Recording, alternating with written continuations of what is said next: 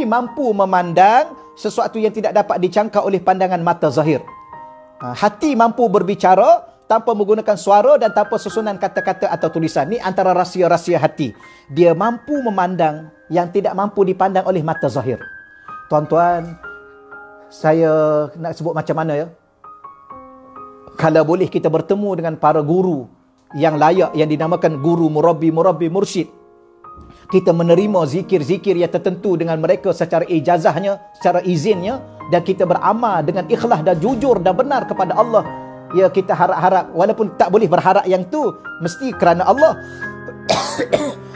Tetapi kalau Allah Subhanahu Wa Taala melihat kejujuran dalam hati kita, dalam kita beramal kepada Allah, suatu hari nanti kita harap-harap Allah Taala akan membuka hati kita dengan namanya kasyaf, yang menyebabkan mata kita mampu memandang, mata hati kita mampu memandang. Pada ketika itu barulah kita faham bahawa ada benda yang selama ini yang kita hidup selama 20 tahun, 30 tahun, 50 tahun, 100 tahun kita hidup, ada benda yang kita tidak mampu pandang. Kenapa? Kerana mata yang ada di sini tidak mampu menjangkau ada beberapa pandangan yang tertentu. Tetapi bila mana Allah Ta'ala membuka mata hati kita, di saat itu kita rasa gembira, ya, kerana kita mampu memandang sesuatu yang tidak mampu dipandang oleh mata zahir. Itulah yang ada hanya pada hati sahaja yang mampu memandangnya, yang dinamakan kasyaf.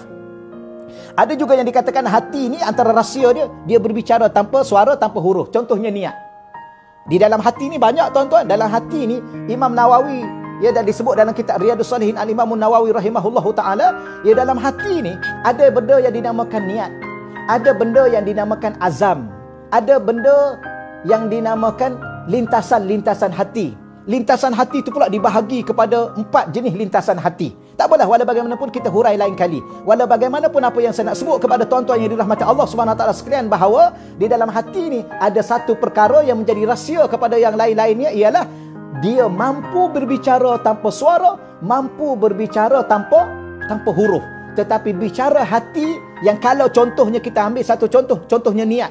Bila mana kita sembahyang, secantik mana sembahyang kita, selama mana rukuk kita, selama mana sujud kita, sepanjang mana bacaan kita, tapi kalau hati itu tidak ada niat, yang tanpa suara, tanpa huruf tadi, seluruh ibadah kita tidak dinilai oleh Allah Subhanahu Wa Taala. Itulah kehebatan bahasa hati, yang tidak ada suara tetapi tidak ada huruf. Tetapi kalau dia dibawa ke dalam hati ini yang namanya niat, seluruh hidup ini diterima oleh Allah Subhanahu Wa Taala, insya-Allah.